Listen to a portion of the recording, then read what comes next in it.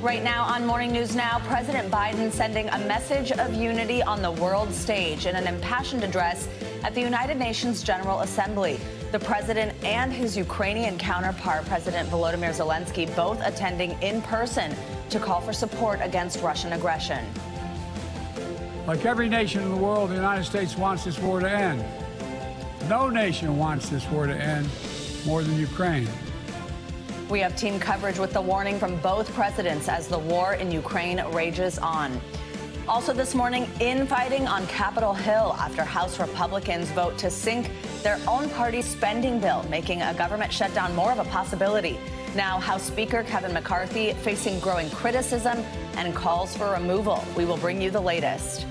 Plus, running on fumes this morning, drivers noticing an unseasonable trend. Gas prices on the rise after the Labor Day holiday.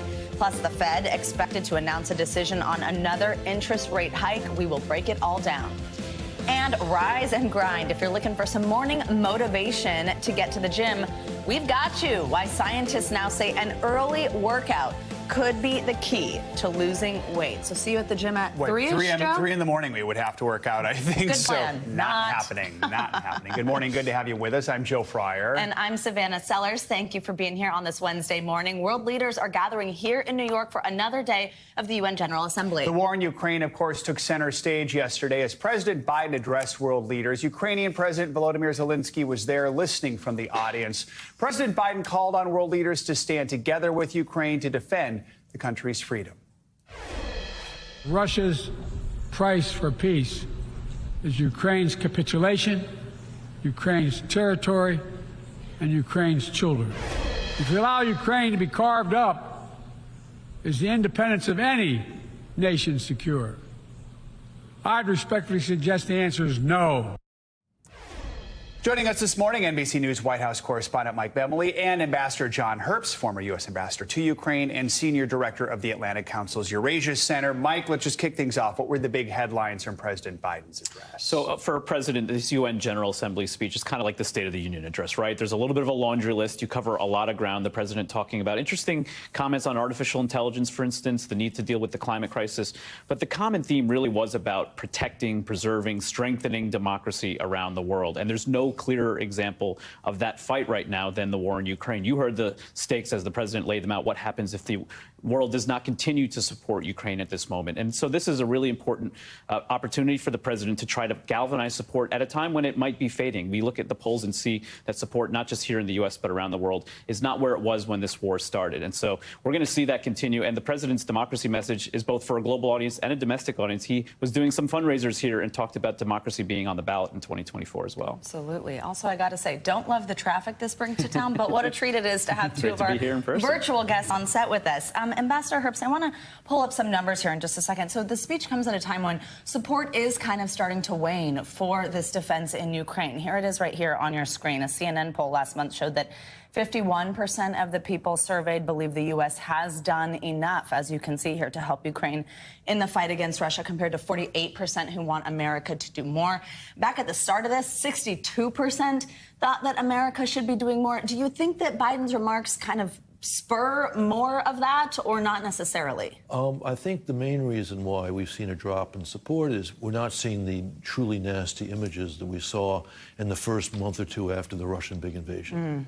But there's a second factor. The way we are talking about this American aid for Ukraine is not the proper way to understand it. Putin's objectives in Ukraine are only a prelude to nasty ambitions he has for us. If he were to win this war in Ukraine, then his next move is going to be on our NATO allies, maybe the Baltic states, maybe Poland, maybe Romania, in which case we would have to pay a great deal more to help defend them, and American lives would be lost in defending them. So when we send $40–50 billion a year of aid to Ukraine, which approximately is 3% of our defense budget, we are defending our own national interests in the smartest way possible. And no American is going to object to spending 2 or 3% of our defense budget as part of protecting America's interest in Europe. Right. It's President Zelensky who can perhaps make the best argument, Mike, and he delivered an impassioned speech angry at times. What was his big message for the General Assembly? You know, the last time President Zelensky was able to come in person to the UN was before this war began, and he compared the UN to a retired superhero who forgot how great they once were. And we heard President Zelensky again yesterday really challenging the UN itself, saying that it's not just Ukraine at the moment. As the ambassador lays out, if Russia is allowed to win in Ukraine, it's going to press that advantage even further. It's weaponizing nuclear power, as he warned. Listen to more of what the president had to say in this speech. Ukraine is doing everything to ensure that after Russian aggression, no one in the world will dare to attack any nation. We must be united to make it, and we'll do it. Perhaps the most pointed part of Zelensky's speech, he talked about Russia engaged in some shady deals with some other countries, maybe to try to bring this to a resolution. He said Russia cannot be trusted. Just ask Prigozhin. We know what happened to Prigozhin recently. Absolutely. Ambassador Herbst, as Mike pointed out, I mean, this is the first time he's been here in a while, remained in Ukraine last year during the UN General Assembly. What message does that send that he is here, that he did make the trip? I think the principal reason he came to the UNGA is that he intended to go to the White House. I think address number one for him is the White House. And since he was going to be in country, he came to UNGA. But his message is that Ukraine is under siege. It's a war that violates every principle, and he needs support. But the support comes first and foremost from the West, from the United States and our allies and partners. As the ambassador mentions, Zelensky's going to be in Washington tomorrow. Real quickly, Mike, what can we expect from that? Well, we heard Speaker McCarthy yesterday saying he has some tough questions for President Zelensky. He wants to know what this money is being used for, what the money we've already spent has been used for. We know skepticism among Republicans in particular is going to be an issue, as the president has asked for billions more for Ukraine, and he's going to have to convince those Republicans as we have this funding fight coming up in 10 days. Mike Memoli, Ambassador Herbst, great to have you here in New York with us. Thank you so much for kicking us off this morning. Thank you. We're going to head to Capitol Hill now, where Republican infighting continues to paralyze the House, with fears growing that a government shutdown looks increasingly likely. Yesterday, House Speaker Kevin McCarthy had to pull a resolution that would have kept the government open past that September 30th deadline because he didn't have enough votes. NBC News congressional correspondent Julie Sirkin joins us now with the latest. So, Julie, where do things stand right now? What do the holdouts want? Yeah, and Republican leadership was defeated just a couple hours after McCarthy pulled that vote on a defense bill. Republicans voting with Democrats against that, just to show you where we are right now. Defense, of course, usually a top priority for Republicans. Look, things are a mess right now. We're now midweek on the week before the government shuts down. Republicans don't have a clear pathway forward, and forget negotiating with Democrats or even trying to pass a bill across the Democratic-controlled Senate. They can't even get there on their own side of the aisle. Take a listen to some comments from two Republicans from Florida, two Republican lawmakers who are really on the other side of this issue. Watch. I'm doing everything I can to assemble a coalition to defeat the Donald CR. I believe that it is really kind of frivolous in the cuts because they only occur for 30 days. I would challenge my colleague from Florida to create a coalition that tries to actually get a victory for the American people. If he wants to have a personal thing with me going back and forth, he's entitled to, but I don't care about that foolishness. I want to win. We can't blame Joe Biden and the Democrats for why the Republican-controlled House of Representatives hasn't passed single-subject spending bills. That's our fault. So we have to deal with that. We will likely have to endure some degree of a shutdown. Now, Byron Donalds, who you heard from there before Gates, he came together with members of what's known as the Main Street Caucus. There are two Republican groups who agree on different sides of the aisle when it comes to spending. They came together to try to get a short-term government funding bill across the finish line. That bill was pulled, as you mentioned, because of the lack of votes. So, Julie, Speaker McCarthy has to make a lot of deals with this group to even get this position. Now, some lawmakers threatening to call for his removal if he works with Democrats. It's a threat he constantly faces. Is there a path forward where he can keep his job as Speaker and also keep the government running? That's the big question, right? Because it's looking more and more likely that McCarthy might have to work across the aisle to keep the government open. That's because his own party won't get there in terms of votes on any kind of agreement to keep the government open, even in a temporary basis. You heard from Congressman Matt Gaetz there in that clip. he's one of the top lawmakers who are trying to essentially remove McCarthy from his position, oust him from his chair. And it's really not clear that McCarthy can do anything to appease that group who are frustrated with him, who feel like they can't trust him, especially after McCarthy made a deal with President Biden to avoid a default crisis back in May. So this is a really tough situation for McCarthy. And again, as Mike Memoli, my colleague, pointed out, we just have days until the government shuts down. And it's not like something that the House can just pass to, right? It's got to make its way to the Senate before it can make its way to the president's desk. So still a really long way to go for McCarthy. So we know House Republicans have a slim majority in the House. That's why some House Democrats have actually started discussions with moderate Republicans on a backup plan. Can they pass a measure that would force a vote without Speaker McCarthy's help or without more conservative members? They technically could. It's what's known as a discharge petition. Republicans can come along with Democrats to try to get something out. We know that a group of moderate Republicans, for example, met with leadership yesterday to try to talk about a path forward. But they're really running out of time here. And again, if this is something that McCarthy, and ultimately he has to agree to what is put on the floor. McCarthy controls the floor. That's part of his position as Speaker. If he does anything, even puts an inch forward to deal with Democrats here, which again, he might have to keep the government open, then his position is threatened. And we already heard from those lawmakers who want to take his gavel away from him. It's not really clear how McCarthy's going to get out of this situation, right? It's not looking good for the rest of this week. Leadership already pulled that one vote.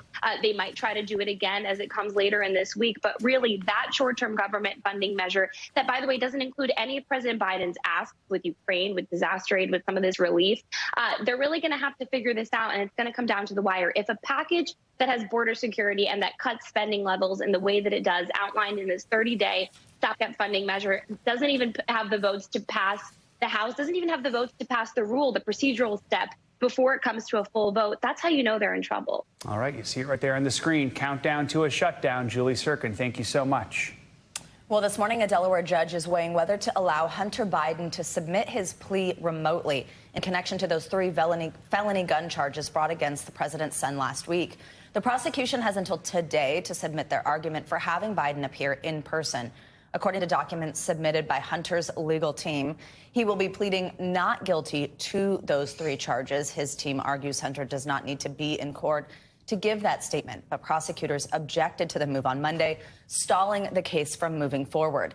NBC News Justice and Intelligence correspondent Ken Delanian joins us now for more. Hey, Ken, great to see you. So tell us, what are we learning here from these documents about why prosecutors are opposed to the video conference request, as well as why Biden's legal team wants this in the first place?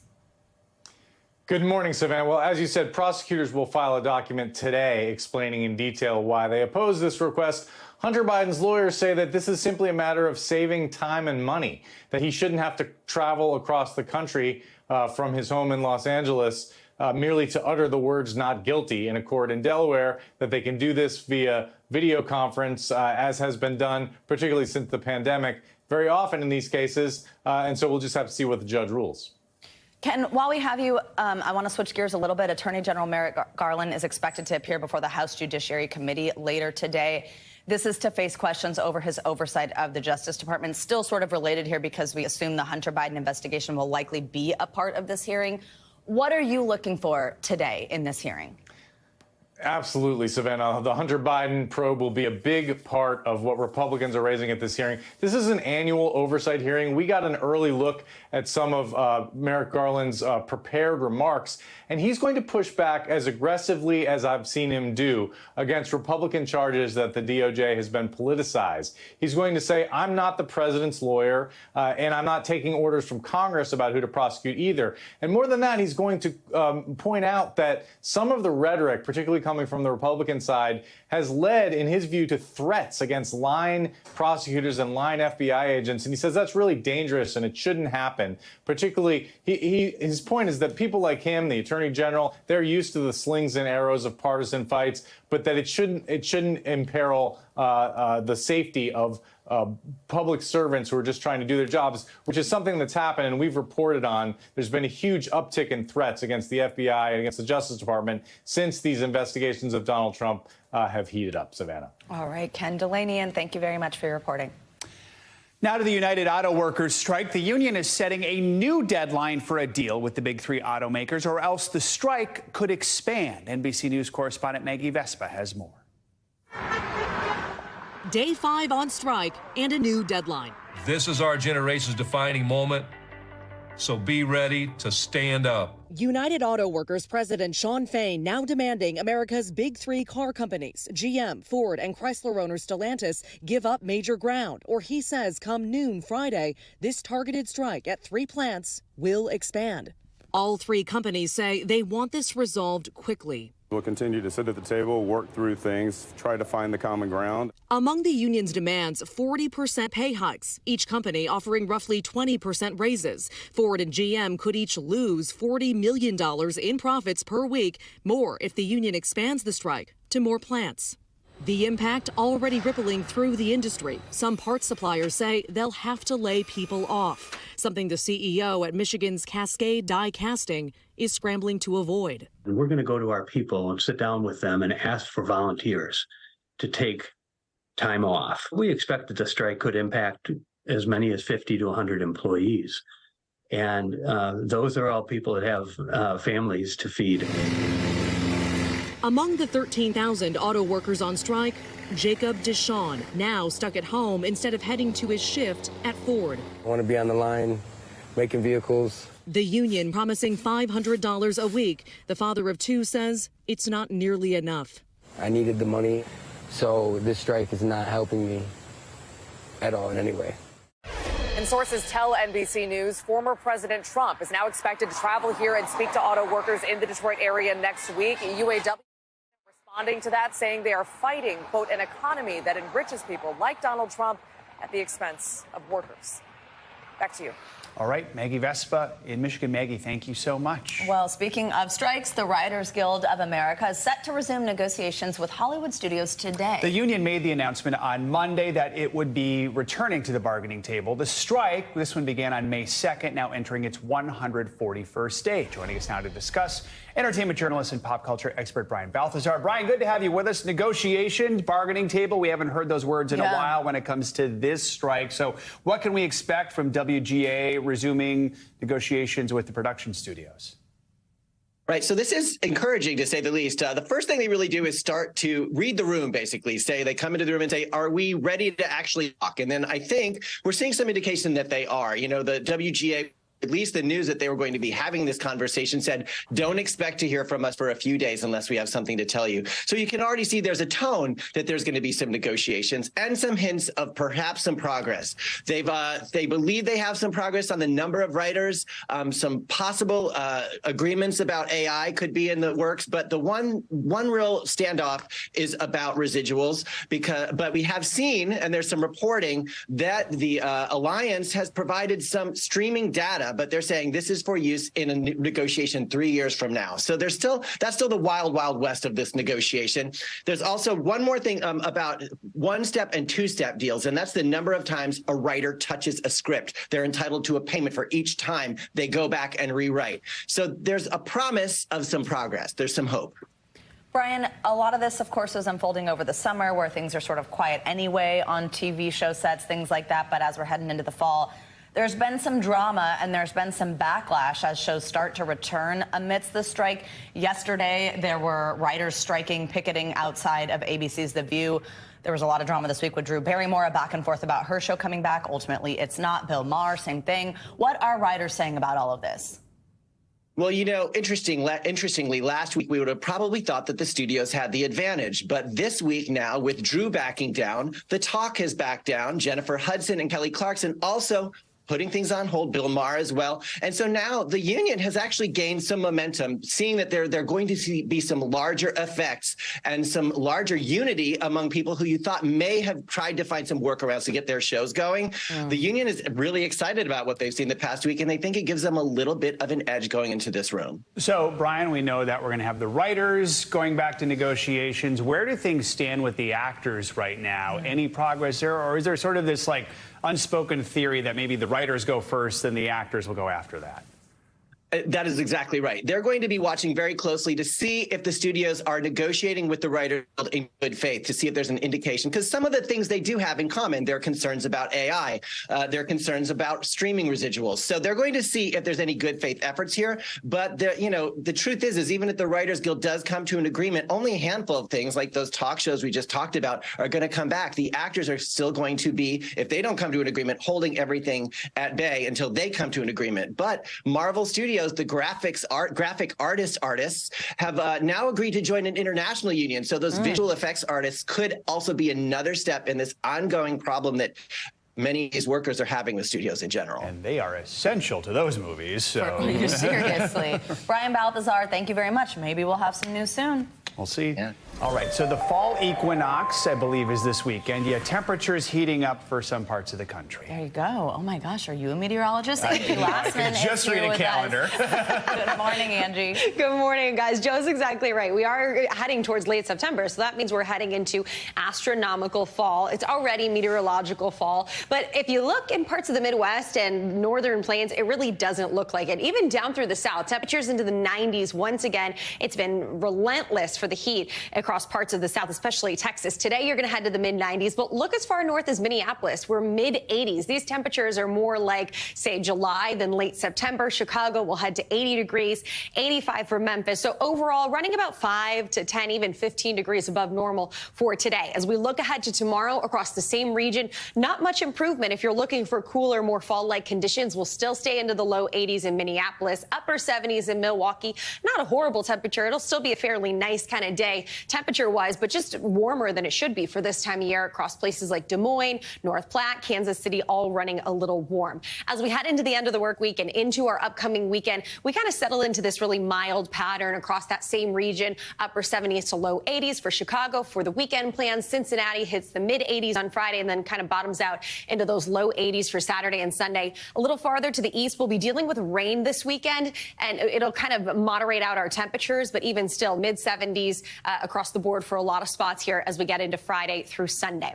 Now, talking about rain in the short term, we're looking towards the center of the country. That's where we have the chance for some showers, some thunderstorms, and because of that, we'll be watching for a few of them to maybe be on the stronger side. We're talking wind gusts, 60 miles per hour, maybe inch-size hail. The tornado threat is fairly low, so we won't be worried about that. But we're also going to see the potential for some heavy rainfall. We could have some flooding concerns with this, with some of these amounts totaling 1 to 2 inches for the more widespread region, but up to 4 inches as we get through Thursday. This is centered around portions of Arkansas and Oklahoma, that same region that we're looking at for those stronger storms. And we've got to talk tropics because, yes, we still have Category 2 Hurricane Nigel and an area that we're watching off the coast of Africa.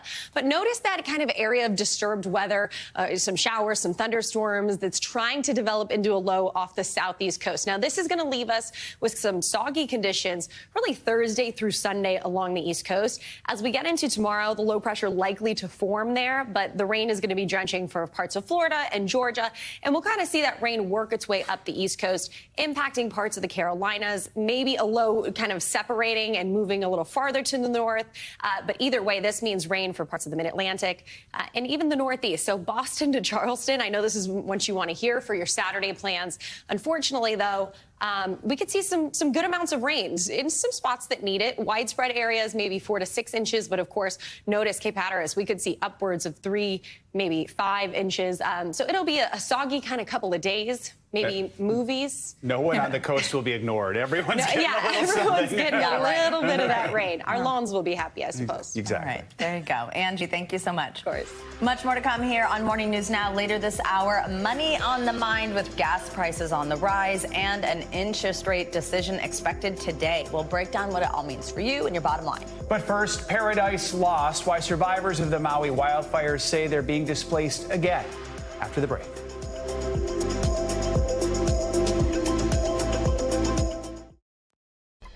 We're back now with the latest out of Maui, where many who lost their homes have been living in hotels. Well, now some say they're being told they have to leave those hotels in a matter of days. This comes as Hawaii's governor ramps up efforts to reopen the area for tourism. NBC News correspondent Erin McLaughlin has the latest.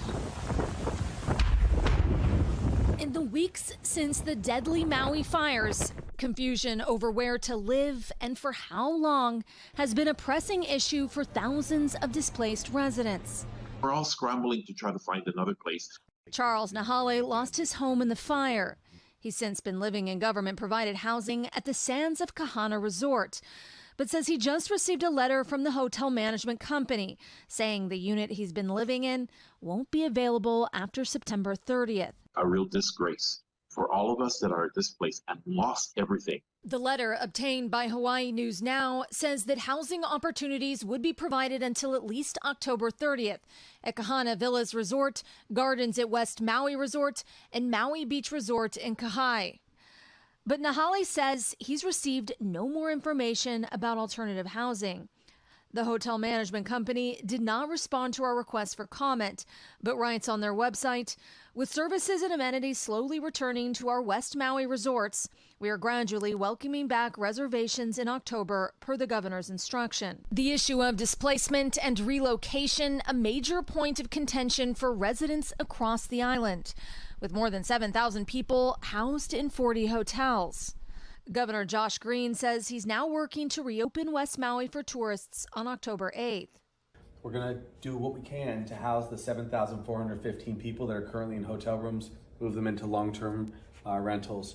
If you have a long-term rental and you'd like to participate, contact us. We would love to rent that for 18 months. We want everyone to get housing for a long time as we rebuild.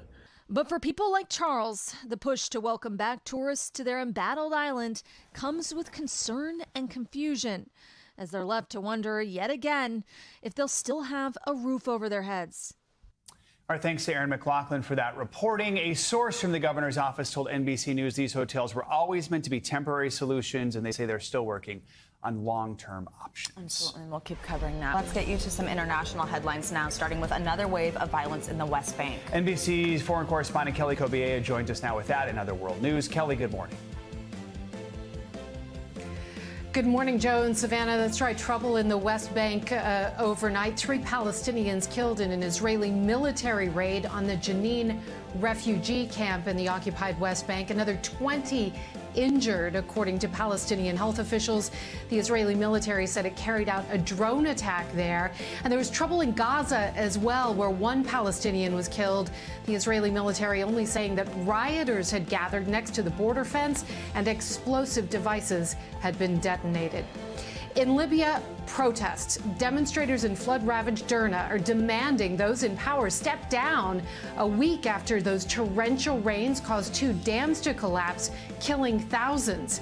People there are now facing new dangers, if you can believe it, including landmines that washed up in those floods. And for the first time, scientists have recovered RNA from an extinct animal. The genetic material came from a 130-year-old Tasmanian tiger specimen in Sweden. One researcher called this groundbreaking because we used to think only DNA could be extracted from ancient animal samples. This shows you can also get usable RNA, and that will help scientists better understand some of these long extinct animal species. Joe and Savannah, the next step is to try to extract RNA from a woolly mammoth. Could it mean they're coming back? Ooh. We don't know. Maybe. Wow. Sounds like a movie plot. All right. Wow, I know. And how interesting looking is the Tasmanian tiger? No kidding. Who knew? Kelly Kobiea, thank you so much. Coming up, violence in the stands. When we come back, what we're learning about a fan fight at Sunday night's Patriots game that left 1 man dead. And trial by fire, an eye-opening expose shedding light on the impacts of climate change on California's firefighters. We will go behind the scenes with the reporter shining a spotlight on those on the front lines. This is Morning News Now. Welcome back. The death of a Patriots fan is now under investigation by the Massachusetts State Police after a fight erupted in the stands at Gillette Stadium during Sunday night's game. NBC News senior national correspondent Tom Yamas has more on this story. Massachusetts State Police and local prosecutors investigating the death of a fan who witnesses say was punched in the head at the Patriots-Dolphins game Sunday night. This video showing stadium security administering CPR to 53-year-old Dale Mooney. A fan in the Dolphins jersey reached over and just punched the victim twice in the face. Eyewitnesses say as the fourth quarter got underway with the stadium packed, a scuffle broke out in the stands. Initially, police said Mooney, a husband, father, and lifelong Patriots fan, suffered, quote, an apparent medical event. What do you remember seeing right after he was punched in the face? Right after he was punched in the face, he immediately went down. He slumped over in a chair. The concern came, like I said, after about 45 seconds to a minute. The deadly incident comes as brawls are being documented all over the country at NFL games this season. Look at what happened just this past Sunday. This fight between three women happened at that same Patriots-Dolphins game. And in Cincinnati, at the Bengals versus Ravens game, the hardest hit happened off the field when this man, dressed as a tiger, headbutted another fan, knocking him out. According to the NFL, one incident is too many. They say their records, which have not been examined by NBC News, show after 32 games this season, they've had 80 reports of disorderly conduct, down from last year at this time when it was 140. You have alcohol, you have fans, you have passion, you have people betting on games, you have all these different things coming on at once. Our thanks to Tom Yamas for that reporting. Here in New York, it is Climate Week. NBC News is also focusing on this topic through our series, The Climate Challenge. So we wanted to highlight some award-winning reporting on this issue. That's right. Cal Matters reporter Julie Cart has just won what's called a Covering Climate Now award. They highlight incredible climate journalism from all over the world. And Julie won for her series, Trial by Fire. It highlights the devastating impact that climate disasters like California's mega fires can have on the first responders that are on those front lines. Take a listen. The trauma that I see in a fire station, or I saw in a fire station every day, was somebody being told they weren't going home. And now they have to, their whole family, whatever they had going on, doesn't matter. There's suicidal ideology in half of our employees right now. And much of that is because they don't get to go home, and when they are home, they're not. Julie Cart joins us now on this. Julie, good morning. Thank you for being here. Thank you. Our colleague Al Roker and I have had the pleasure of hosting these awards, and it's so important to be shining a light on the important work that is happening in this space. So we really appreciate your time this morning. As you just heard there, one of the lines that stuck with me about your coverage was that these firefighters leave the fire lines, but the fire never leaves them. Walk us through what it is that they are dealing with when it comes to the mental health when they walk away from dealing with a crisis like this. Well, you're right, Savannah. The trauma just stays with them, and one firefighter described you're a bucket, and there's drop, drop, drop, and then it overflows at some point. So they have a lifetime or a career of trauma. Sometimes it's one thing they see that's horrific, or it's a series of things, and it's exacerbated by fatigue and never getting to go home and all the other problems that they experience. From all your reporting on this issue, is there one thing that just stands out to you most, that just follows you, that you think about often?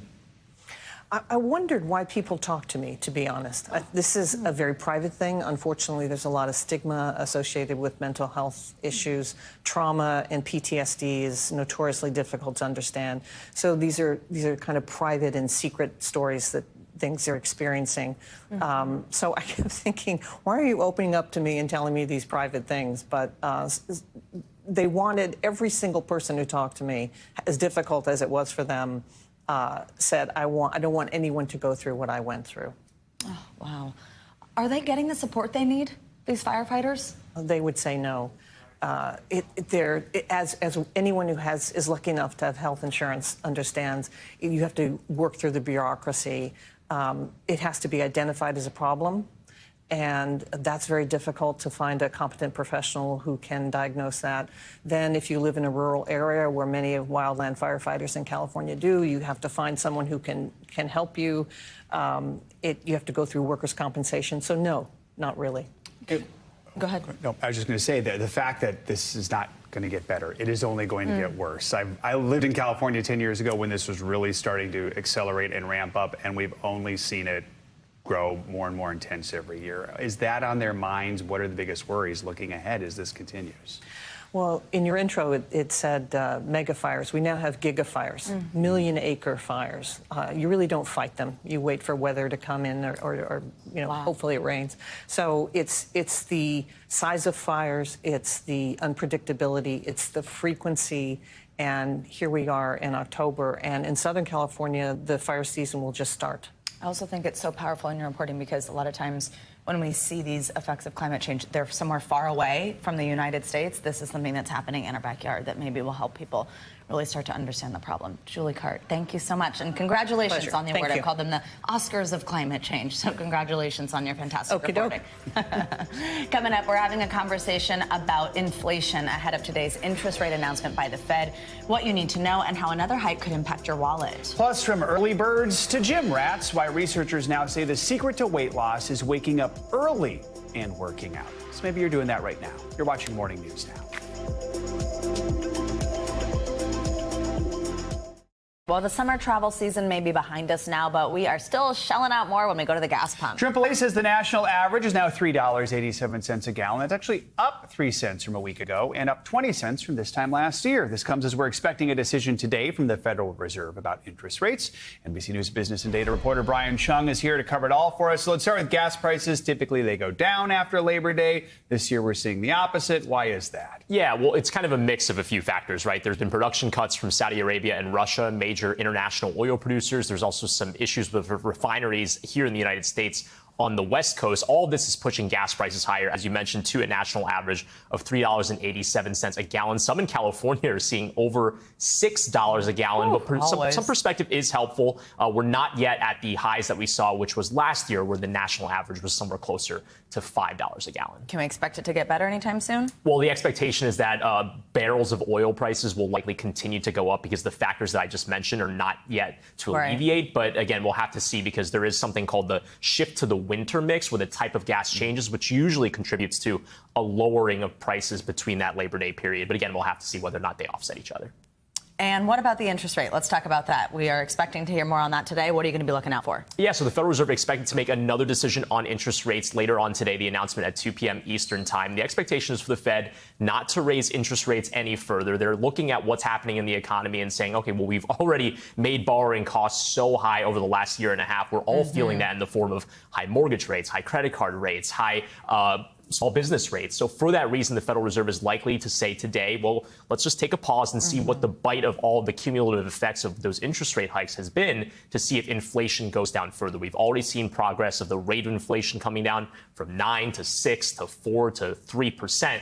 Whether or not that last mile to get to their target of 2%, that remains to be seen, which is the reason why we'll listen in for that commentary. I was going to say, after that decision is made, we always then hear from the Fed Chair Jerome Powell, and we're listening, right, for the little nuggets or the hints of what's to come. What will you be listening for from him? Yeah, well, what is interesting, which these meetings, which are pre-scheduled, by the way, this comes at a time where we're facing a potential government shutdown in just a week or so, in addition to this UAW strike, which began last week. So any sort of commentary from the Federal Reserve Chair, Jay Powell, over how does that impact the way that he's thinking about whether or not that makes the inflationary or the unemployment story any different. We have to remember, inflation is bad. Unemployment still looks really good, 3.8%. That's near historical lows. So these little dark horse kind of economic events are something that are very much going to be in focus in that press conference. Ryan Chung covering it all for us. Thank you so much. Great to see you. Now for what else is making financial headlines, including another possible auto strike avoided in Canada. CNBC's Silvana Hanau was with us this morning. Hey, Silvana. Hey, Savannah. Hey, Joe. Yes, so Ford says it's making contingency plans if the United Auto Workers expands its strike to more plants. The plans include shipping parts to keep vehicles on the road, especially for first responders and other essential services. Ford also reaching a last-minute deal to avoid a strike at its operations in Canada.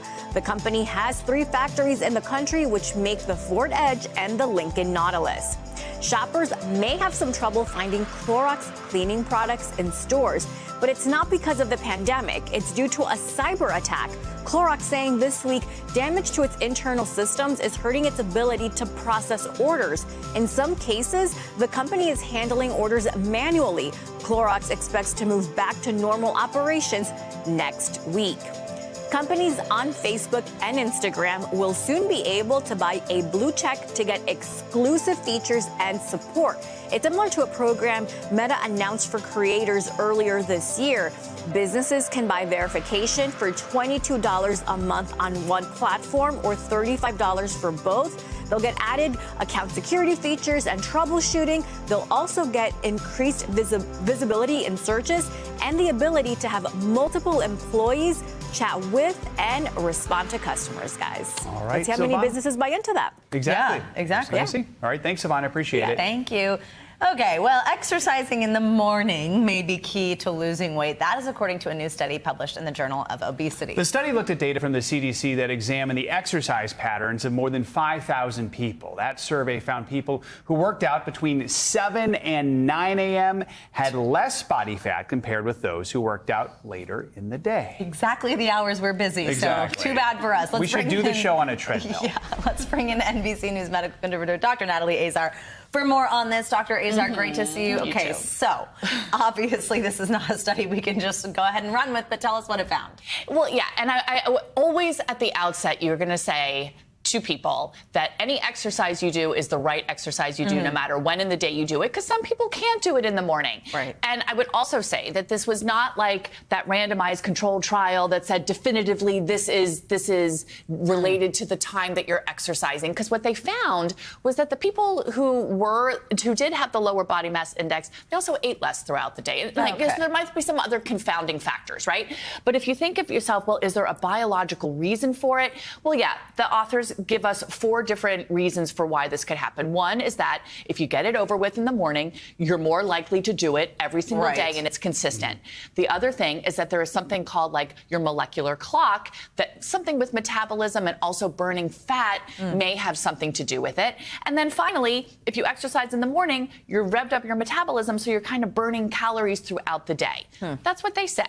So you mentioned the fact that some of these people who work out early might be taking in fewer calories. I want to ask, are there other factors that might contribute to lower BMI? I'm also thinking tobacco and alcohol, too. Well, right. And so that's where we get into, wow, oh my goodness, our understanding of weight and obesity has changed so much in the last couple of decades, meaning that we used to think it was this simple equation of calories in versus calories out. And then we really woke up in the last couple of years and said, that's not all there is, right? Genetics plays a big part. Your environment plays a big part, but other things that can also contribute to inability to lose weight is your gut, the microbiome, a huge. Are you eating enough prebiotics? Take a look at your medicine cabinet. Maybe there are medications that are contributing to your inability to lose weight. And then, of course, the behavioral things we talk about. Maybe you're actually snacking a little more than you think you are. Maybe you're actually, like trying to do a good job, and then you're so hungry at night. So I think you do have to examine your behavior. It is. So at the end of the day, I think the messaging from a study like this is really simple. This is really cool, right? I mean, it'd be great if we could really hang our hats on one thing and prescribe exercise at a certain time and say, this really shows that this is going to help you lose weight. But my parting message, again, is what I started with. And that is whenever in the day you can fit in that exercise is better than no exercise at all. This is food for thought, pun intended. But and I end on, it's not just about exercise, right? It's also what you're eating throughout the day that's going to make a big difference in terms of your ability to lose weight. So this doesn't have to be like bad news for us or for anybody who can't do this in the morning. No, it's really not. I think the one thing that I think is kind of cool about it from that biological perspective is like this whole concept of like when you're sleeping at night, you're fasting. Right? So you're in sort of that like keto burn. So it kind of makes sense that your body is more likely to be burning fat in the morning when you haven't eaten for the last 8 to 10 hours, right? That's kind of like the concept behind intermittent fasting. So I think it's kind of neat, and I think there is what we would say biological plausibility that the timing itself is the reason that people had a lower body mass index. But I have a long list of confounding factors. Like there are a lot of other things that they couldn't account for that could also be contributing to some of these results. So take it with a grain of salt. And I was just thinking, last night I went home from a movie when I didn't work out, but I noticed so many people were leaving the gym at 9 o'clock, 9:30 at night. Totally. Great, right? I mean, if that's when it works for you. You're not going to stop doing that just because of this study. But the science of exercise physiology and metabolism, and it's all evolving. And the more we know and the more we learn, the better for all of us. But the take home is, If your only time you can exercise is at 8 o'clock at night, continue to do so. But if you can try to do it in the morning, maybe there's something to it. All right, Dr. Natalie Azar, thank you so much as always. Appreciate it. Thank you. Coming up, they are saving the world one banana peel at a time. One company on a mission to make fashion cruelty-free and sustainable. You won't believe how. We'll show you next on Morning News Now.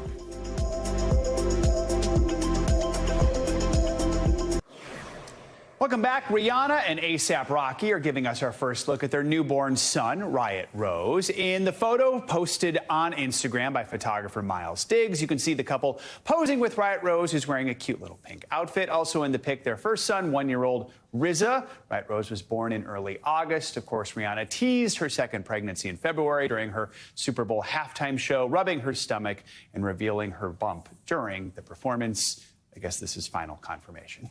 I know, right? So exciting. We love when we get some Rihanna news. I feel like it's so sparse. You know, we've all been waiting for that album. She likes to put it out there. Forever. Yeah, when she's ready. Exactly. Yeah. Well, we love it. Thanks, Joe. Yep. Well, we end the hour with one company's efforts to conserve the earth. A new startup based out of India is trying to solve two of the country's biggest pollution problems by creating vegan leather out of banana waste. The company is called Banofi, and its founder says her mission is to protect the planet and create cruelty-free fashion. NBC News Digital reporter Maya Eaglin has more on their impact. It looks like leather, feels like leather, but no, it's not traditional leather. It's Banofi, a plant-based leather alternative made almost entirely of banana waste. The company that I founded is a climate tech startup that takes banana crop waste from farms and upcycles it and converts it into a sustainable leather alternative. CEO Janali Modi founded her company Banofi only a year and a half ago while still a full-time grad student at Yale University. Her goal, solve multiple problems with one solution. First, by tackling the excessive amount of banana crop waste found in her native country of India. The banana plant only fruits once. So every time it fruits, the entire tree has to be cut and replanted. And this is just a lot of waste. India is the largest producer of bananas, and that's about 120 million tons of waste every year. And second, by creating a product that challenges the leather industry. It isn't as durable as animal leather, so we've been very conscious about designing something that will biodegrade more than a material that will last forever.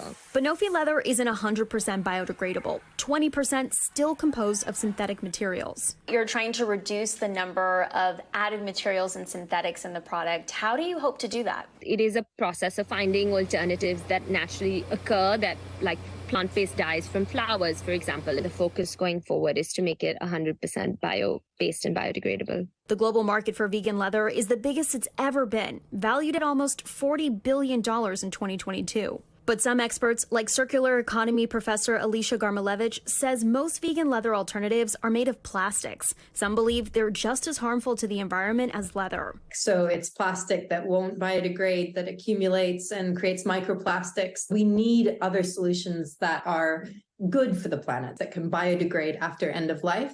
And Banofi is one of those solutions. Jan Lowe, CEO of the luxury bag brand Lowe & Sons, is currently in the process of developing a bag with Banofi, connecting with the startup's commitment to innovation. So why do you think your mission aligns with Janali's?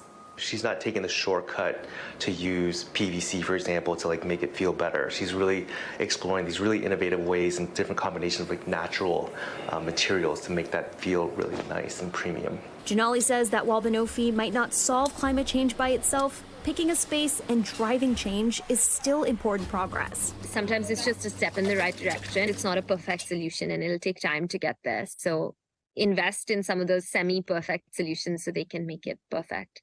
Maya Eaglin, NBC News. What an incredible concept. Yeah, very cool. Think about that the next time I'm eating a banana, too. I know, right? Think of what can be done with this. And we've had really cool climate-related coverage this morning, especially as we're in Climate Week. A great benefit of Climate Week is raising awareness about all these things. That's going to do it for this hour of Morning News Now. But the news continues right now. Don't go anywhere.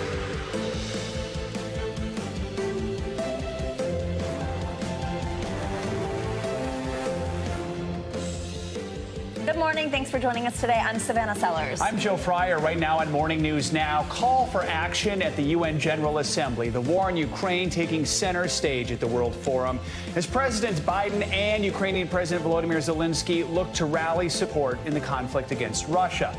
Both Biden and Zelensky address global leaders calling for unity among UN members. President Biden urging world leaders not to abandon Ukraine.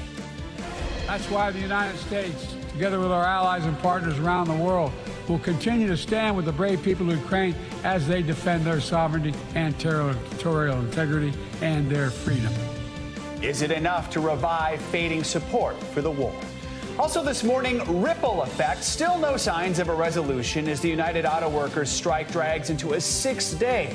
Detroit's big three automakers facing a new Friday deadline, with the union threatening more walkouts if their demands are not met. But now it's forcing some companies to resort to layoffs. How it could impact your bottom line and America's broader economy. Plus, drone war. Ukraine is taking its warfare against Russia to the air, converting civilian drones into mini spy planes and flying bombs. We're getting rare access to one of Ukraine's secret drone laboratories. And coming out in country, in the latest edition of our Flipping the Script series, we're catching up with country music star Brooke Eden. We're going to talk to her about her new album, marrying her longtime girlfriend, and staying true to her authentic self, despite being told it would destroy her career. Really, it has not destroyed her career, and she will be in here live to speak with us. Looking forward to that conversation. We begin here in New York as world leaders convene for another day at the UN General Assembly. That's right. Yesterday, President Biden addressed the forum, touching on a wide range of topics, everything from climate change, artificial intelligence, and the war in Ukraine. The president is calling on members to back Ukraine in its fight against Russia at a time when support is weakening. NBC News Chief Foreign Affairs Correspondent Andrea Mitchell has more. Hey there. President Biden delivered a rousing defense of democracy, called climate change an existential threat, and said artificial intelligence holds both enormous potential and enormous peril. But the president's main focus was on Ukraine, urging the world to stand by Ukraine or else risk further aggression from Russia. We have to stand up to this naked aggression today and deter other would-be aggressors tomorrow. In an impassioned speech, President Biden urged world leaders to stay united behind Ukraine, warning of dire consequences if Russia's aggression goes unchecked. If we abandon the core principles of the United States to appease an aggressor, can any member state in this body feel confident that they are protected? With growing calls in the U.S. and abroad to withhold additional aid to Ukraine, Ukraine's President Volodymyr Zelensky appearing in person this year to warn other leaders Russia could target them next. The goal of the present war against Ukraine is to turn our land, our people, our lives, our resources into a weapon against you, against the international rules-based order. Today at the UN Security Council, Zelensky will present his peace plan, calling for a full Russian withdrawal and payment of reparations to rebuild his devastated country. Tomorrow, Zelensky will travel to Washington to meet with President Biden at the White House and plead with Congress to continue its military support. But Republicans are deeply divided over the Biden administration's request for an additional $24 billion for Ukraine. Where's the accountability on the money we already spent? What is the plan for victory? But the consequences of pulling the plug on Ukraine are enormous. It will lead to more war, not less.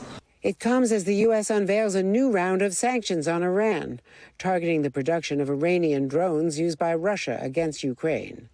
One day after the U.S. sanctioned Iran's former president and other Iranian officials for imprisoning Americans, including the 5 detainees freed Tuesday, who returned to an emotional homecoming after years of captivity. We've been apart for 8 years, and finally we're together, and it's just completely unbelievable. As part of that deal, the U.S. agreed to unfreeze $6 billion in Iranian money that the White House says can only be used for humanitarian purposes. Republicans are blasting the deal, arguing it will only lead to more Americans being wrongfully detained. Back to you. All right, Andrea, thank you. And just moments ago, Secretary of State Antony Blinken was on the Today Show and spoke with Savannah Guthrie on a wide range of topics, from the deal made to get the American prisoners out of Iran to the latest on the war in Ukraine. Take a listen. Well, first, Savannah, it was incredibly powerful and emotional to get these Americans back. I was on the phone with them after they touched down in Doha, their first port of call before coming back to be reunited with their families, one after more than 8 years in an Iranian prison. And for me, my #1 responsibility around the world is to help Americans who are in trouble, and particularly those who are being unjustly held in jails anywhere. I want to bring them home. Now, in this particular case, what's so important to understand is that the monies that were freed up were Iranian funds that they had gotten from the sale of oil that were stuck in a bank and that from day one have been exempt from our sanctions. In other words, the Iranians have always had the right to use those funds for humanitarian purposes. We moved them from one bank account to another in another country with very clear controls on them to make sure that they could only be used for humanitarian purposes. Not a single taxpayer dollar is involved. Nothing is going into Iran itself. This is all for humanitarian purposes. So I think in order to get Americans home, that was a pretty good deal. This week, of course, is Ukraine. President Zelensky addressed the UN General Assembly. He's coming to Washington, hat in hand, looking to secure more funding. He's going to face skeptics. Savannah, what we've seen to date is very strong bipartisan support for Ukraine. And there's a good reason for that. It's the right thing to do. We see the horrific abuses being committed by the Russians against Ukrainians going back more than a year and a half. And I think that's something that Americans respond to. But it's not only the right thing to do, it's the necessary thing to do in our interests. Because if we allow these kind of aggressions to go forward with impunity, if we allow Putin to get away with this, then it is open season for any would-be aggressor to do the same thing. Putin wouldn't stop there himself. And then others in other parts of the world are looking to see, can he get away with this? And if he can, maybe so can I.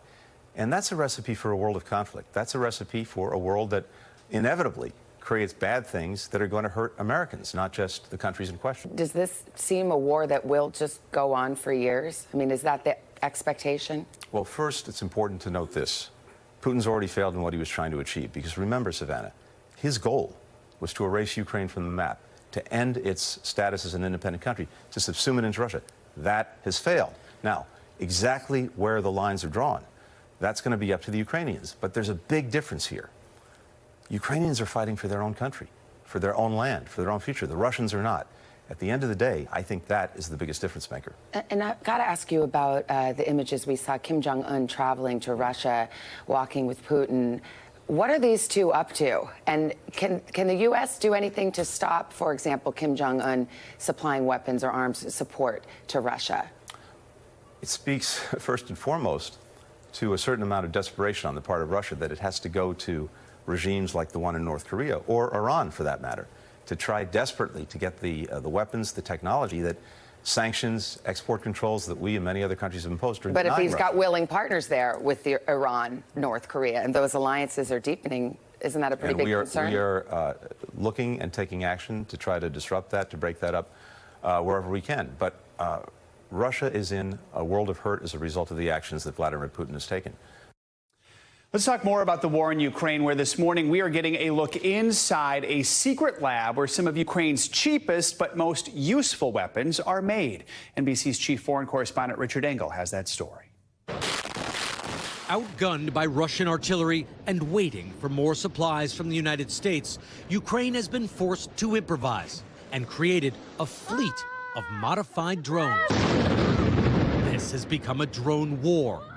And we were given rare access to one of Ukraine's secretive drone laboratories. It looks like Q's workshop in a Bond movie.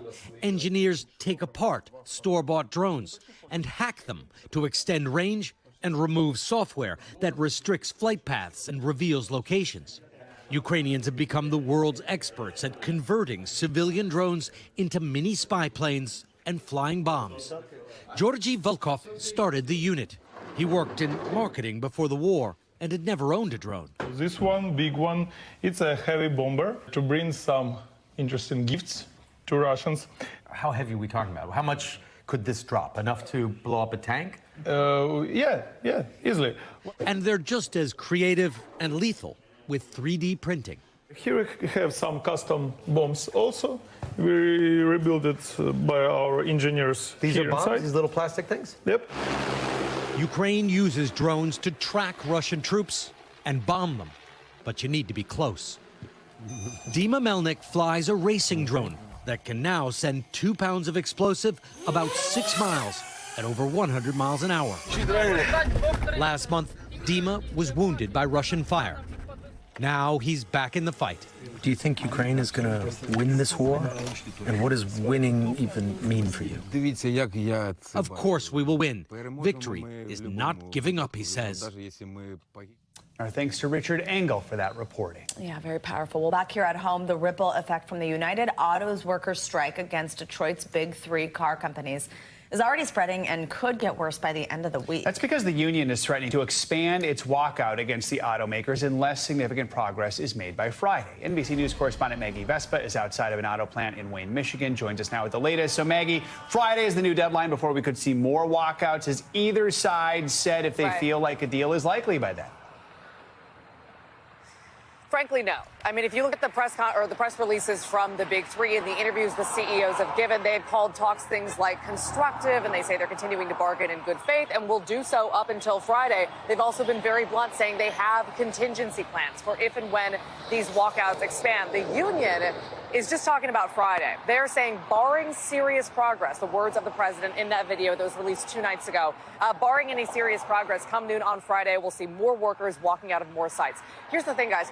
We don't know how many workers are set to walk out, and we don't know which sites they'll hit next. And that clearly is, it seems like, or is presumably a tactic to keep the big 3 guessing. So it's really, we're anticipating on Friday kind of learning the union's next move, and everybody wondering in the meantime, of course, how big this could get, and then sort of by virtue of that, how long this could go on. So a lot of questions, a lot of uncertainty as this thing seems to drag on, guys. And Maggie, also help us understand just how big this could get, like, beyond the auto industry. I mean, are we seeing ripple effects through businesses, industries because of this strike?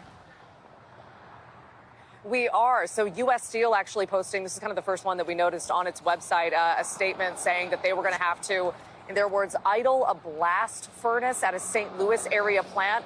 What does that mean? Well, the local steel union telling our affiliate, a lot of support this morning, as you can hear, telling our affiliate KSDK that they believe up to 350 workers at that plant will have to be at least temporarily laid off. I also talked to the CEO of a Michigan-based parts supplier. And again, these are suppliers. These are companies that make products independently and then sell them to the big 3 to be used in plants like these. That Michigan-based company, the CEO telling me starting next week, he's going to be asking for volunteers on his staff to just step away from their jobs, stop taking a paycheck. Up to 100 people, he says, he'll need to take that offer to kind of keep them afloat. Again, as this strike looms, they don't expect this thing also to wrap up anytime soon. Yeah, and Maggie, remind us what the main sticking points are here and what it is the union is asking for.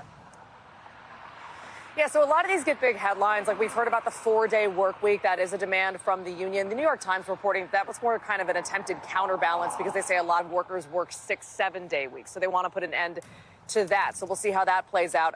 Money is the big one, of course. The union is demanding a 40% raise, saying that they made major concessions during the 2008 recession that helped the big 3 stay afloat when the auto industry was bottoming out. There was a huge story during that time. And they say after making those concessions, they never really made up that ground and got adjusted for cost of living rates. Now the auto industry, especially during COVID, as we reported, is doing really well. So they say now it's beyond time. The big 3 offering roughly 20% raise, saying at this time they can't compete with foreign and non-union competitors if they were to kind of meet these demands from the union, especially at a time when everyone is racing to invest in electric vehicles, guys. So we'll see how this plays out. But again, a lot of ground to make up and a lot of support this morning. Yeah, we can hear that. Yeah, Maggie, really great context. Thank you so much.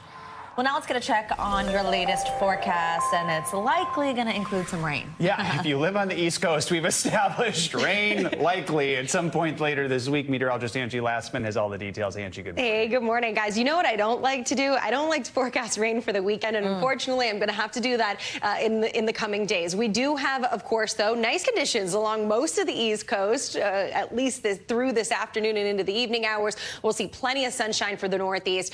A little bit of a different story if you live live in the midsection of the country, specifically portions of Arkansas and Oklahoma. We'll talk about the stronger storms you could see there. Plenty of sunshine out west, places like Arizona, California, seeing lots of that sunshine and some cool and showery weather across parts of the Pacific Northwest. Now, let's take a look at your satellite and radar, because remember I said there's some thunderstorms for the middle of the country. We're already starting to see some of that rain working across that same region that we're going to see dealing with some showers, some thunderstorms, and potentially some strong storms as we get into the afternoon hours. The chances of this, not all that high, but it's still there to see some gusty winds, maybe some hail. The tornado risk is low, but even still, the rainfall will be pretty impressive as we get through at least the next 48 hours. This goes through Thursday. You can see some of those spots in parts of eastern Oklahoma, western Arkansas, places like Fort Smith to Tulsa, dealing with anywhere from an inch to 2 inches of rain and upwards of maybe 3 inches of rain, up to 4 inches of rain possible across this area. So we likely will see some flooding concerns. Notice a little farther to the north, places like Kansas City, Wichita, also going to pick up on some rain, but not quite as impressive as a little farther to the south. And yes, here's what I'm watching closely as we get closer to the weekend. Thursday, Friday, Saturday, Sunday, parts of the East Coast are going to deal with this kind of pesky low that's likely going to develop or form maybe tomorrow. It looks like it'll have subtropical characteristics, but really that doesn't matter. What matters is that it's going to bring rain to folks across the southeast as we get into Thursday. That's going to be parts of Georgia and Florida that deal with the rain from that. We'll kind of start to see this secondary low emerge here as we get closer to the weekend, but still the rain lifts with it. Places like the Carolinas going to pick up on some really heavy downpours and potentially some gusty winds. If you're planning to head to the coast over the next couple of days, we're also going to see that high surf.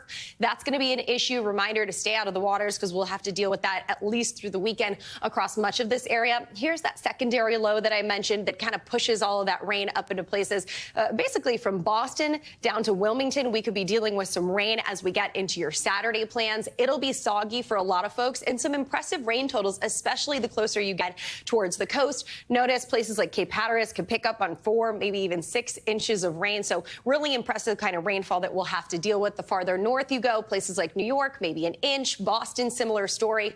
Places like Raleigh, Richmond, also an inch of rain. Good soaking rain for some spots that need it. But of course, the flood potential will be there the farther east you go towards the coastal areas of especially the Carolinas. Otherwise, plenty of sunshine expected out west on Friday for folks there. We'll see a lot of sunshine across parts of the Northeast and the Midwest before we see that rain working in through the weekend. And again, it's the wind, too. Those gusty winds will be out there. Also, more showers and thunderstorms will be expected for parts of the plains, stretching into the Midwest. And that heat, the unrelenting Texas heat, I feel so bad for our friends there, guys. Still into the upper 90s for the coming days. Places like Dallas will head to the mid-90s. So no break from the heat for our friends there. They will deal with some strong storms, though, as we get into the later part of the weekend. So a heads up about that. Love that. Gorgeous on the left side of the mountain. You're always pointing those out. That's for you. And lucky them. All right, Angie, thanks so much. Thank you, Angie. Now to the state of our economy. Today, the Federal Reserve will announce whether it's raising interest rates in the fight against inflation. Rates are currently at a 22-year high after the Fed raised them 0.25 percentage point back in July. That means we have seen 11 interest rate hikes going back to March 2022. We're joined by Investopedia editor-in-chief Caleb Silver with more. So, Caleb, it's looking like another rise unlikely. What's your take on this? What are you going to be watching out for today? Yeah, there will be no increase in interest rates today. If there is, I would be very, very surprised. All signs pointing to no raise. But words matter, so we're going to be listening very closely to the words that Chair Jay Powell says at the press conference after 2 p.m. when they do announce that they will not raise rates. And we'll be listening for things like the job's not over yet, inflation's still sticky high, we still have a ways to go. If he says those things, we could see another rate hike come November 1st. That's the next meeting, 41 days and 8 hours from now. He's already got the next clock. I'm always thinking about it. Do you wake up, it's like Christmas, like your countdown clock ran out today? I'm like Groundhog Day with this. I'm always waiting for the next Fed meeting, but the words matter. And then the most boring chart in the world of economics, the dot plot, the Fed summary of where they think interest rates should be over the next year or so. That actually shows a decrease in interest rates when we go all the way out into next year, but it's going to take a while. We're going to be at higher rates for longer, and that puts pressure on spending, that puts pressure on consumers and businesses. So much of this has to do with inflation. Just remind us where we are at with the reports we've seen on inflation in terms of what these interest rate hikes have been doing. Yeah, the most recent inflation report we got for consumer prices was about 3.8% year over year, a 3.8% increase. The increases have been in shelter, as we know. We know that mortgage rates are high, which is pushing people into the rental market, and food prices have remained sticky high. We can't avoid food and shelter prices, and those really weigh on lower income folks the most. So that's the inflation the Fed's worried about, plus wage inflation. But it's put a lot of pressure on folks, especially with these rising rates for everything we finance. And the question then, you mentioned Christmas, is what does that mean for the holiday season? Are we getting some signs of what spending is going to look like this year? Yeah, we're always projecting. National Association of Realtors says we're going to get a 4% increase in spending. Americans like to spend, especially around the holiday season. You may see some pullback there, but probably not on the gifts. You'll see pullback probably in transportation, travel spending, things of that nature, discretionary stuff, but we like to buy gifts for our loved ones. So I don't expect that. But just remember, we have the resumption of student loan payments coming up in October. We have a potential government shutdown in a couple of weeks. We still have high inflation, so lots of walls of worry everywhere that could pull people from spending what they want to spend this holiday season. Also, let's talk real estate. I mean, this has been bad. Mortgage rates 22-year high, close to 8%. Yeah. What do buyers, sellers, everybody need to know right now? Yeah, we're looking at a mortgage rate, 30-year fixed average at around 7.69%. That is extremely high if you have awesome credit. When you look at average new car loans, 6.4%, credit card APRs, 24%. These are really high interest rates. So the housing market has been totally stuck for the past 14 months. It's going to remain stuck because mortgage rates are going to remain high, and home prices, the median home price now, $416,000. So financing at that rate, that's a big chunk of money that new home buyers cannot afford. And anybody that owns a home under 4% on a mortgage rate, they're not selling right now. To be clear, that was really the intention here, right? The housing market needed to cool off. Yeah, they cooled the housing market way off, although prices remain high because supply is low. But we're stuck now. No selling and buying of homes means nobody's refurbishing their homes, nobody's buying furniture, no contractors are working. So we're kind of stuck there. That needs to loosen up. That's probably a 2024 event, not a this year event. Ripple effect there. All right, Caleb Silver, thank you so much. Appreciate you. it. Coming up, bad combination. Later this hour, the new research shedding light on the impacts of smoking cigarettes and marijuana on your mental health. Up first, though, when we come back, new questions, lots of them, about that fighter jet that crashed after its pilot ejected. You're watching Morning News Now.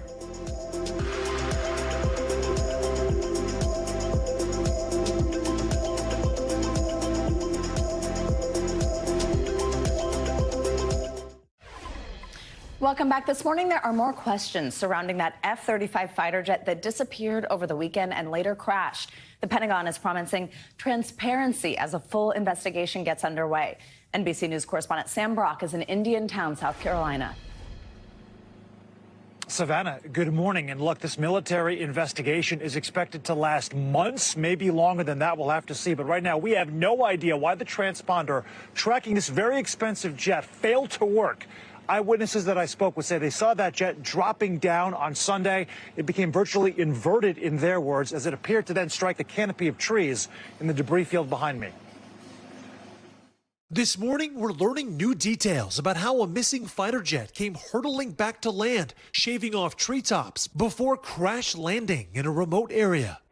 But still no explanation as to how the military managed to lose track of the $100 million aircraft or why its pilot ejected. That will be something that they will investigate. Believe me, after every aviation mishap, the Pentagon does what the Pentagon does. They'll investigate it to try to get the answers on what happened. When those answers come isn't clear. Do you feel lucky today? Oh, yeah. I feel lucky that it hit the field. As a wider view of the wayward path shows the pilot ejecting in North Charleston, but the jet ending up 80 miles away here in Williamsburg County. Usually airplanes, other military aircraft in which the pilot ejected, the airplane will fly for a while, maybe 30 seconds to a minute, but several minutes, that is surprising. The Marine Corps says the pilot ejected around 1:30 Sunday, and residents reported their home shaking after 2, meaning it could have been flying on autopilot for more than a half hour. It was kind of probably 100 feet above the treetops. Eyewitnesses Adrian and Stephen Trueluck live a few miles from the crash site and were celebrating their son's 7th birthday when they saw the jet dropping. Almost going inverted. The jet itself was inverted. It was probably 3/4 of the way. We could see the canopy. Demos of the F-35B aircraft posted by Lockheed Martin show its ability to hover and land in a vertical column. As for the Truelucks, they say they saw the plane intact and didn't think much about a boom they heard later until they saw reports of a missing fighter jet the next day. Did you call the Marine Corps? Or what calls did you make? I did. I called, but it probably wasn't until 4 o'clock-ish. And I think they'd already zeroed in about where it was, at that point. Hours later, the debris field was confirmed. And nearly all of the neighbors, guys, that I spoke with say they did not learn about the missing jet until Monday. We also reached out to Lockheed Martin for comment. So far, we have not heard back. Savannah and Joe. All right, Sam Brock, again, so many questions, some answers there. Thank you so much. International headlines now, starting with a ceasefire agreement just reached between Azerbaijan and ethnic Armenians. NBC News foreign correspondent Kelly Kobea joins us now on this. Hey, Kelly, good morning. Good morning, Savannah and Joe. Yeah, this one just developing this morning. Russia appears to have brokered a ceasefire between Azerbaijan and Armenian separatists after deadly military strikes by Azerbaijan on the disputed Nagorno-Karabakh region. It's internationally recognized as part of Azerbaijan, but has a large Armenian population and a separatist movement there. The two sides went to war over the territory 3 years ago. Russia negotiated a ceasefire then. It looks as though Moscow has now negotiated one again this morning, both sides agreeing to halt hostilities. To Asia now, where Japan's crown prince and princess are in Vietnam to mark the 50th anniversary of diplomatic relations. The 6-day visit is part of Tokyo's push to deepen ties with Southeast Asia. And now a sparkling discovery in Australia, which may lead to more extremely rare pink diamonds. Scientists studied a mine where 90% of the gems come from. They say the diamonds turned pink deep underground 1.8 billion years ago.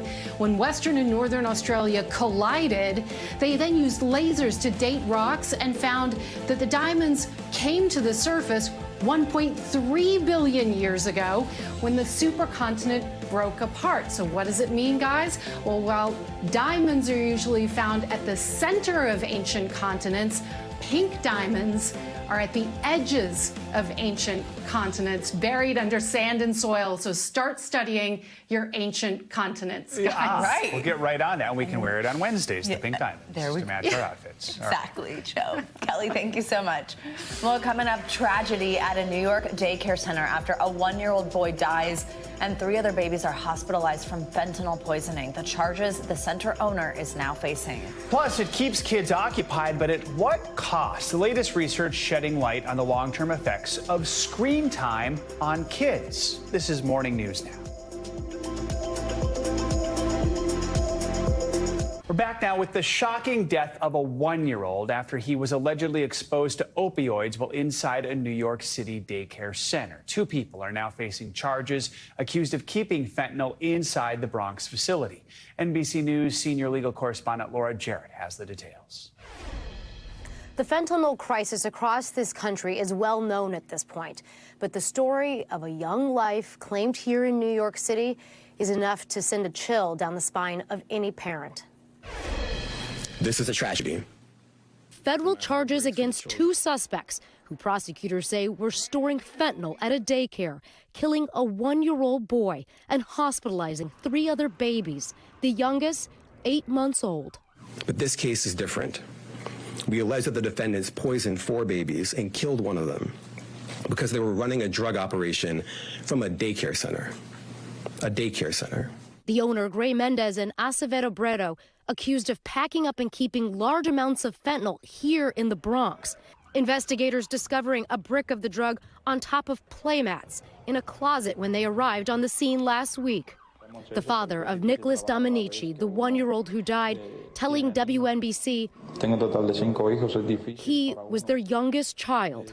A lawyer for the daycare operator tells NBC News her client had no idea drugs were in the building. The daycare had just passed a surprise inspection this month. But after finding the babies unresponsive, prosecutors say Mendez tried to cover up what happened, calling her husband before 911. And all of that happened while the children, the babies, were suffering from the effects of fentanyl poisoning and in desperate need of help. Later, allegedly deleting thousands of their text messages, according to court documents. While prosecutors say surveillance footage shows the husband entering the daycare empty-handed before police arrived, then leaving 2 minutes later with 2 full shopping bags, dashing out the back alley. We're not going to give up. We're going to get him.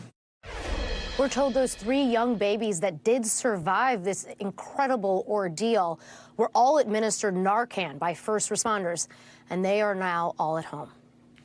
All right, Laura, thank you so much. Just heartbreaking. Well, now it is time for our weekly medical checkup. You've probably heard that screen time might be harming your toddler in the long run. Well, we have a new study with more information and tips for how to limit your little one's exposure to TV. Plus, we know some of the harm, the physical harm that smoking can do. A new study shows how it can also affect your mental health. NBC News medical fellow Dr. Akshay Sal is here to help us break all these headlines down. Hi, doctor. Always great to see you. So let's start with that TV time, screen exposure for little kids. What's new here? So, good morning, guys. It seems like just a month ago we were talking about this, and I looked at this and kind of did a double take and realized this is the same study. It's a new study about a month apart showing the exact same thing. We need to limit our exposure to screen time, especially in our younger ones.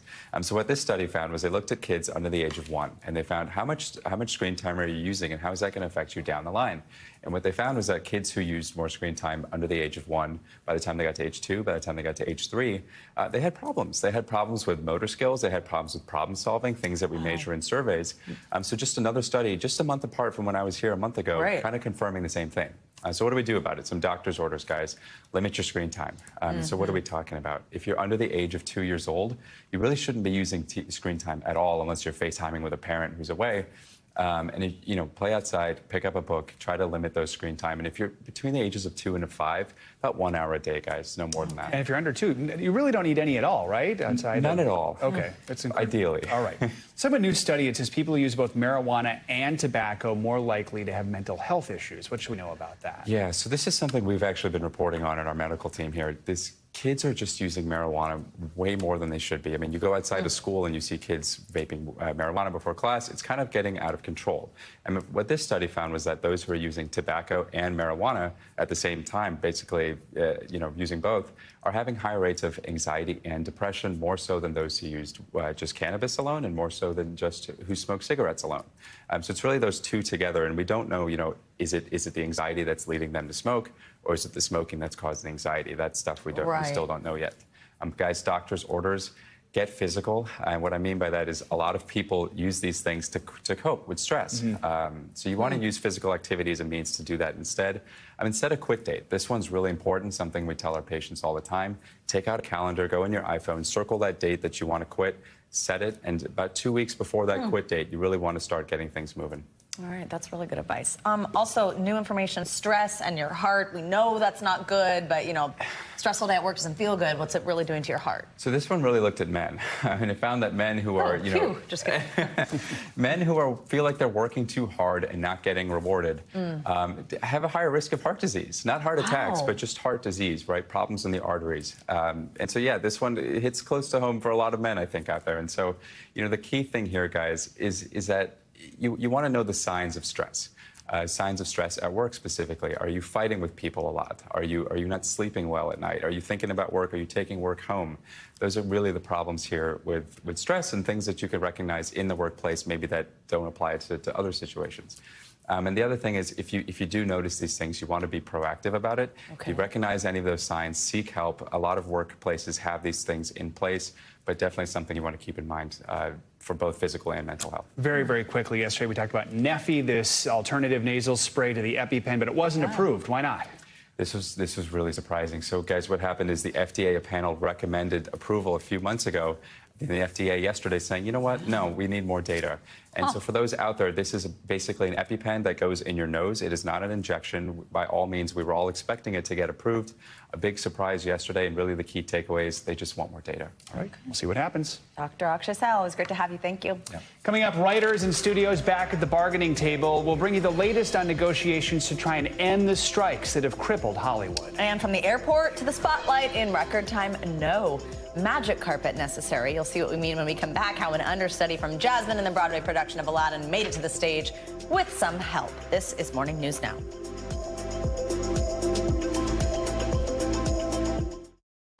Welcome back. This morning, the Writers Guild is returning to the bargaining table with the AMPTP, which represents the studios and streaming services. This comes amid a months-long Hollywood shutdown impacting thousands and costing billions of dollars. NBC News entertainment correspondent Chloe Malas has the latest. Hey there, after 141 days, this is a big one in Hollywood. The AMPTP and the WGA will sit down for the first formal negotiations in a month, and the stakes are high. Not only could these talks shape the future of the business of Hollywood, more importantly, they will affect the livelihood of the hundreds of thousands of people who work in and around the entertainment industry. Today, a pivotal moment in the months-long strike in Hollywood. What do we want? Fair pay! The WGA representing more than 11,000 writers, and the AMPTP representing streaming services in studios, including Comcast, the parent company of NBC Universal, sitting down for a face-to-face meeting. I mean, anytime you're actually sitting at the table, something can happen.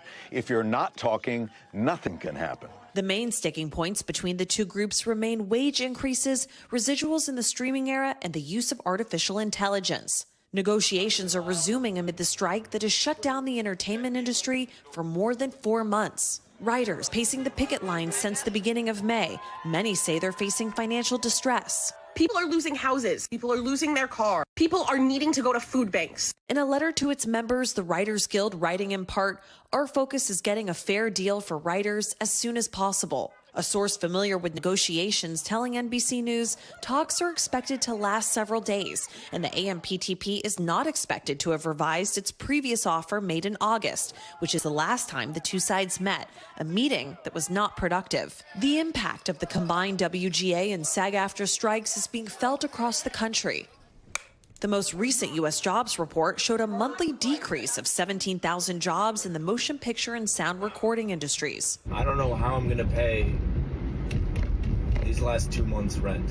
And Hollywood's shutdown is now hurting other sectors like hospitality, trucking, and dry cleaning businesses, costing the state's economy more than $5 billion.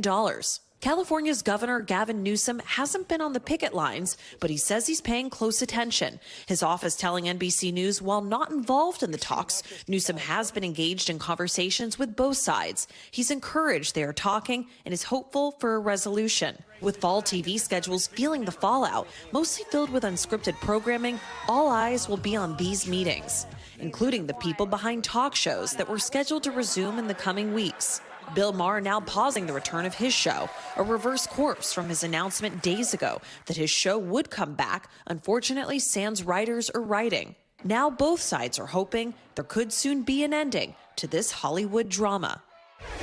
SAG-AFTRA joined the WGA in their strike in mid-July, but according to a source with knowledge of the situation, they have not heard from the AMPTP since the union's members announced that they were striking. Now, a SAG-AFTRA spokesperson telling NBC News, "We hope the studios are returning to the table with the intention of making real, substantial moves that can help the negotiations progress." Back to you. All right, Chloe, thank you. And now for what's making financial headlines. Goldman Sachs reportedly cutting ties with its experimental loan business. CNBC's Silvana Henao joins us with that and other money headlines. Silvana, good morning. Hey, Joe. Hey, Savannah. Good morning. Yeah, so Goldman Sachs is reportedly in talks to sell its consumer lending business, GreenSky. Now, this would be a major shift away from the bank's failed experiment in that sector. Goldman bought GreenSky just a year and a half ago. It specializes in making loans to consumers for home renovations, but the business has been hurt by rising interest rates. Nearly half of CEOs believe artificial intelligence could replace most, if not all, of their roles. A survey from online education platform edX polled 1,600 full-time workers, including 800 executives and CEOs. They expect about half the skills that exist in the workplace today won't be relevant 2 years from now, and believe their employees are unprepared for the future. An overwhelming majority say they're having a hard time finding talent with AI skills, and AI is also disrupting their business strategies. And live sports are heading to Max. Starting October 5th, the streaming service is adding the Bleacher Report Sports add-on tier. It will simulcast events from Major League Baseball, the NBA, NHL, and NCAA March Madness, among others. Max subscribers will get the new tier for free through the end of February. After that, it will cost an additional $9.99 a month, guys. First, you have to keep track of all your streaming services. Now you have to keep track of all your tiers within your streaming services. Right? It's crazy. It is. It's not too cheaper much. anymore than cable. Nope. All right, Silvana, thank you so much. You got it. Well, now to the story of a Broadway understudy who faced a whole new world of stress after she got an unexpected message. It started a race to the stage with help from a few real-life genies along the way. Michaela Renfro had 4 hours left on a flight home from a European vacation when she got the text of a lifetime. Michaela, please send an updated ETA when you can. I may need you for Jasmine tonight. Oh, God! She's currently in the ensemble of Aladdin on Broadway, but she's also the understudy for Jasmine. When she landed, she had 2 hours until curtain call. The problem? Rush hour in New York City. So you're stuck in the air and there's nothing you can do about that. I can't just go up to the pilot and knock on the door and be like, can you just drive a little faster, please? Renfro asked the flight attendant if she could be first off the plane, but Delta Airlines did way more than that. So we were like, listen, you just relax, hydrate yourself with some water, and leave the rest up to us. If he could land the plane on Broadway, he would have done that for her. They moved her to first class. They switched gates so the plane would be closer to customs. And they helped her book her own magic carpet ride, a Blade helicopter that would get her from the airport to Manhattan, turning a typically 90-minute trip into one that was merely 7 minutes. And then you had to completely transform into Jasmine. Yeah, I had about 15 minutes makeup, 5 minutes hair, 5 minutes put your clothes on, and then 5 minutes to walk down to the stage. Even her flight attendant made the show. Can you believe you made it? No. So it was truly a miracle every step of the way. Miracle granted. Seems like luck, or maybe a genie, was on her side. Okay, the other thing that I asked her that I thought was kind of funny, I was like, the whole time that you're going through this, I mean, normally in the ensemble, you're the understudy. Are you thinking about your lines? Are you thinking about the dance moves? She was like, nope, not until the downbeat of the show started. I didn't have mental space. And then it all comes back to her. And it did. Everybody said it was a fantastic show, including, of course, Leisha, who made it. Use that excuse if I'm ever running late. I'd be like, I am an understudy in a show. Exactly. If you could. They will roll out the red carpet for you. Apparently. This is a fun one. Coming up, she is flipping the script in the world of country music. When we come back, singer Brooke Eden joins us on set to talk about how she's embracing her LGBTQ+ identity. Despite warnings, it would end her career. This is Morning News Now.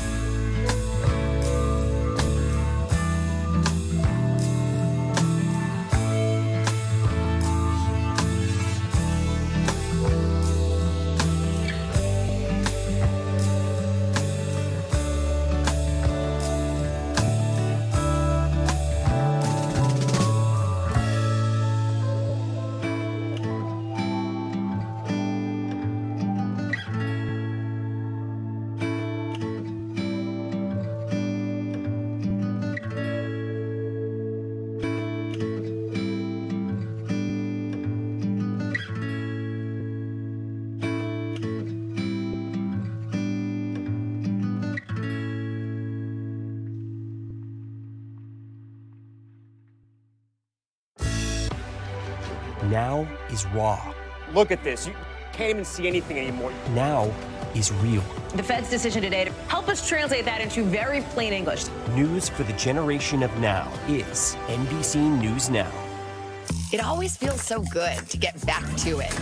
Hitting high gear a little earlier because there's more to cheer for. It's back to school, back to business, back to the feeling that anything is possible. Take back the day, make it all right. Welcome back. Well, with Hispanic Heritage Month in full swing, the nominations are out for the Latin Grammys. Producer and songwriter Edgar Barrera leads the field with 13 nominations.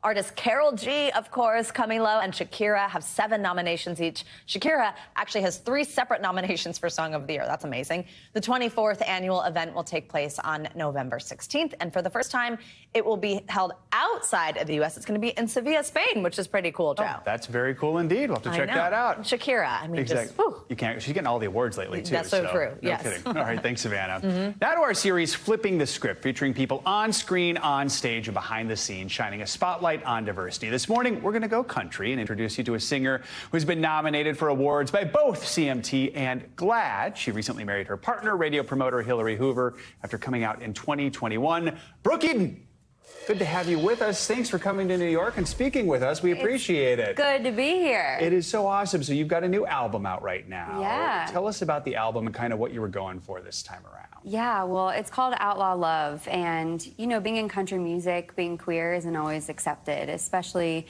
you know, I met my wife 8 years ago, and I was told at the beginning, you can either be a country singer or you can be in an out queer relationship, but you cannot be both.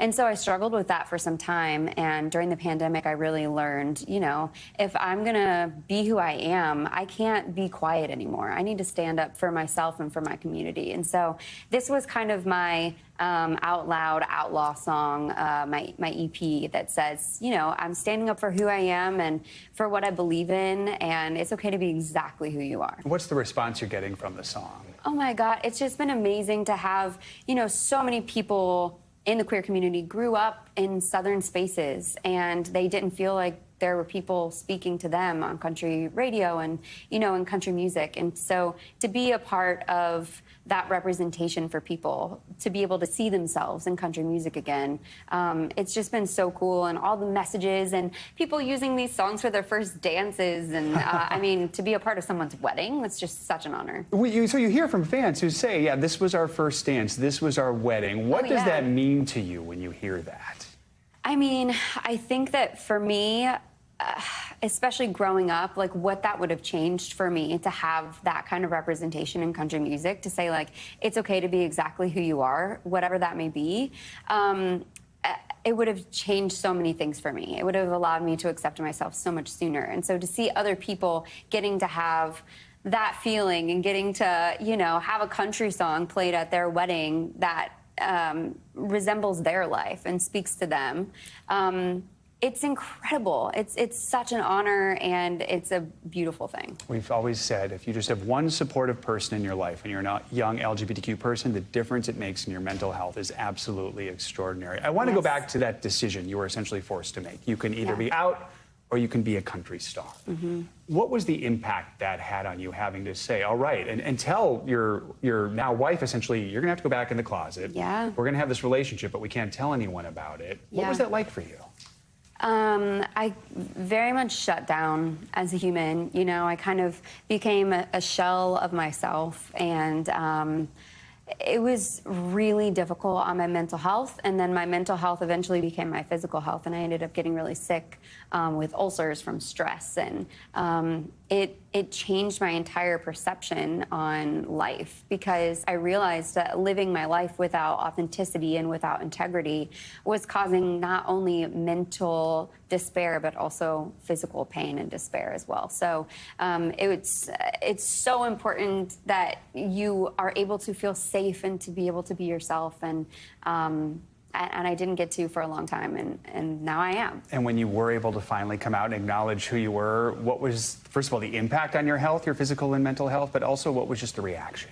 Well, I'm healthier than ever, so that's great. And then, you know, just like, I think that when you are yourself, you give an invitation to other people to be themselves, whoever that may be. And it was, you know, I was told all these horror stories. If you come out in country music, you're going to get excommunicated from the country music family and all these Which things. happened to some artists, to be fair, in some ways. It did, Shelly, right? Yeah. And that's just not the case anymore. You know, I have felt embraced and loved, and mostly I feel like it's just been the biggest gift to be able to be a voice for so many people who love country music and are queer. And you can be both. Which is so great to hear. We got about 30 seconds left here, but what is your advice to young artists, especially maybe young queer artists who say, I want to do country, but I'm a little worried about this? What would you tell them? Well, people have done it now, so as long as you feel safe to be yourself and you feel like you're ready to stand your ground and stand up for who you are and really what you believe in, then come on to Nashville. Do your thing, honey bunny. And that's the important thing, being safe, because you want to make sure you're surrounded by people where you're physically safe, you're mentally safe. Yes. But once you do, that's you know numero uno. Yeah. There's so many people out there who will support you. Yes. Brooke Eden, what a wonderful conversation. Congrats on the new album. Thank you. We love chatting with you. Thank you so much for coming Thanks so here. much. All right, Savannah, that's going to do it for this hour of Morning News Now. Great conversation. I'm going to need all those outfit details, Brooke. The news continues right now. Don't go anywhere.